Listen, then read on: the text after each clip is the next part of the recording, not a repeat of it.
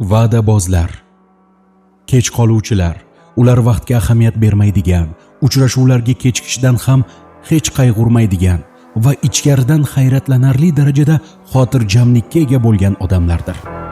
Bu toifa odamlar bilan hamma narsa keragidan ko'ra ko'proq vaqt talab qiladi.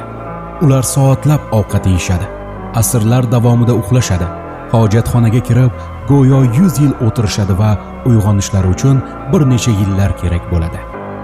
Masalan, soat 7 da yo'lga chiqish kerak bo'lganda, ular 8 da xotirjam tushib kelishadi va avval nonushta qilishlarini aytishadi. Bu esa ularning 9 gacha tayyor bo'lishlarini anglatadi. Qizig'i, sizning xavotirga tushib, asabiylashganingizga hayron bo'lishadi.